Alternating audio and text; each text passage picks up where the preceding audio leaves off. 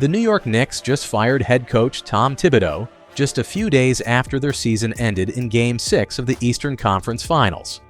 The best Knicks coach of this century is now just gone, and there's a lot of different reasons for why the Knicks fired Tibbs that have already come out. They were frustrated with his lack of offensive innovation. Generally, the Knicks were seen as a very ISO-heavy team this year.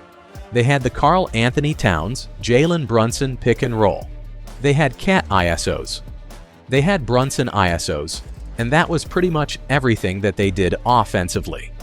Despite some complementary pieces like OG Anunoby and Mikal Bridges that have shown either in New York or in the past an ability to play within a more advanced offensive structure, guys that potentially should have gotten more offensive opportunities.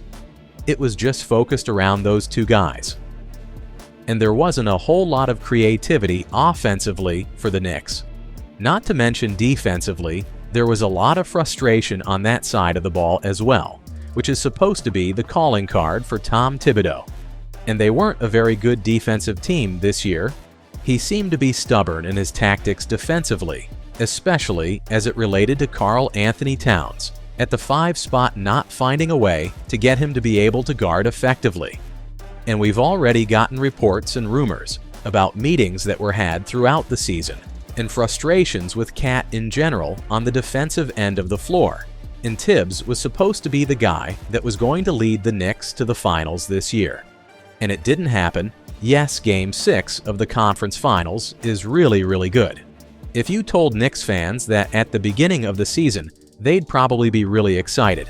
But given the way the playoffs fell, it's very easy to see this season as a disappointment and how that could ultimately lead to the Knicks looking for a new head coach. That might seem crazy to you that this was a disappointing season for the Knicks. But there's two main reasons. One, if you look at what they were in the playoffs, it's not all that impressive. Conference finals is cool, but they were 10-8 in the playoffs, and at the end of the postseason, their point differential was plus and minus 0. They scored exactly as many points as they allowed in the postseason. They weren't dominant at any point. They were scratching out these games. They were down 15+ in a bunch of games in the playoffs. Yes, they beat that Detroit team, but at times the Knicks did not even look like the better team in that series. Despite finishing it out, I felt like during the Celtics series, that was the one really good series that they played, despite being down 15+. Once they figured some things out, at times it looked like they were out-coaching the Celtics in that series, because of the way that they forced them to really play offensively in this very ISO-heavy scenario. They played really well defensively. That was actually a good series for them, and then they just completely fell apart against the Pacers. And ultimately, that's the reason Tibbs is no longer there, is because they couldn't quite get over that last step and get all the way to the finals. And the other main reason for him to be fired as well is because there is a lot of investment in this roster in New York. The expectations clearly internally, organizationally, were set higher than where they ended up. Beating the Celtics is awesome, but not getting to the finals and losing to a Pacers team that I'm sure internally they feel like they are much better than is not good enough. Given that you give up all these future first-round picks for Mikal Bridges, you're paying a ton of money to OG, and no, you just signed Jalen Brunson to an extension. You add Karl Anthony Towns, his giant salary last offseason. You've got, theoretically, one of the best starting 5s in the entire league.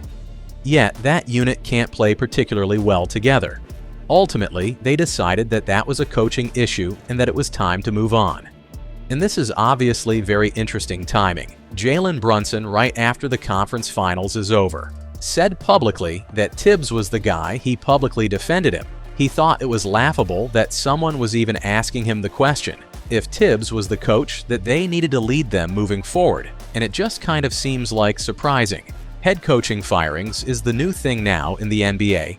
The Grizzlies and Nuggets both fired their coaches a few days before the postseason even started. And now the Knicks, right after making the conference finals, are moving on from their guy as well. I want to go back to a statement I made in the intro that might have caught some people's attention.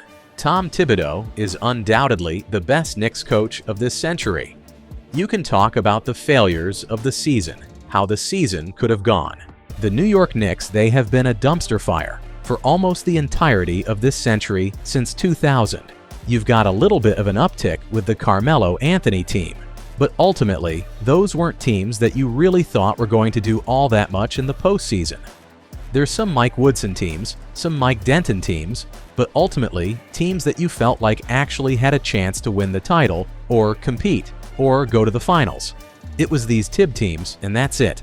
Then you gotta go all the way back to like the Van Gundy teams, the Pat Riley teams, and you can say whatever you want to about Tibbs as the coach. He was the guy that was there when they finally turned things around. Yes, the front office did a lot of really good things, namely bringing in Jalen Brunson in free agency.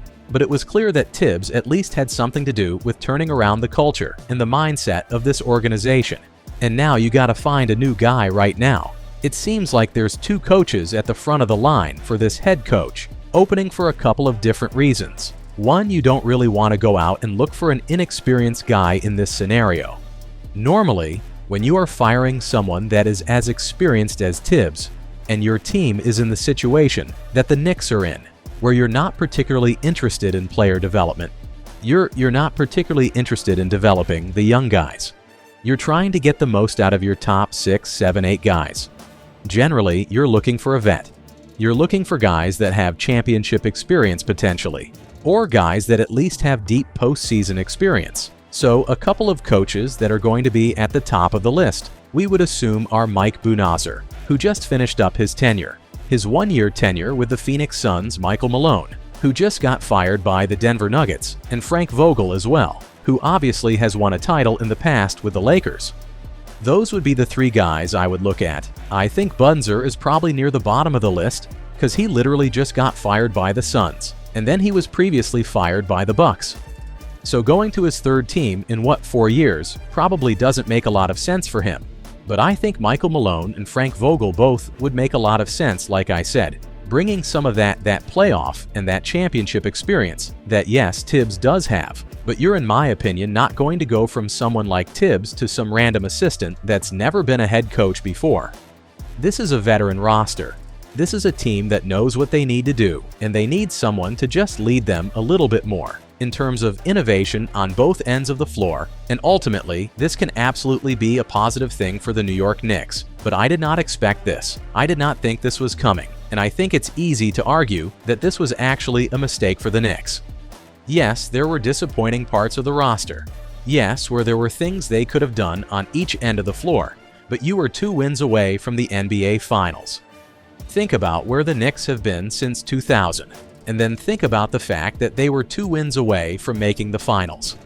That's where they were with this head coach, and there's no guarantee that things are going to improve.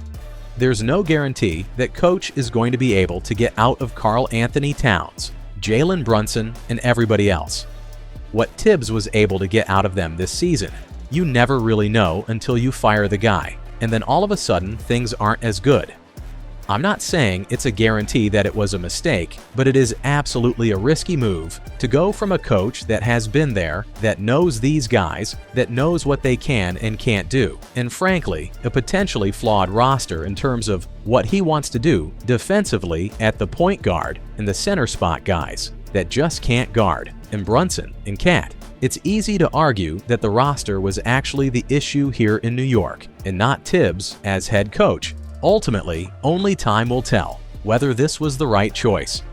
It's very interesting to see a team make the conference finals and then fire their coach, and who they bring in is going to be certainly a topic of conversation all offseason. And all of this could also potentially be leading to a different roster next season for the Knicks as well. There's already rumors about people being upset with Karl Anthony Towns and his defense, the possibility of bringing in someone like Kevin Durant. Maybe Giannis is someone that they're potentially going to be able to go out and get. The off-season possibilities for the Knicks, and maybe that will be the reason why the team improves. Not so much the coach, but an incredibly interesting conversation to have around a team that just made the conference finals. We're looking at the Knicks as NBA champions this time next year, basically.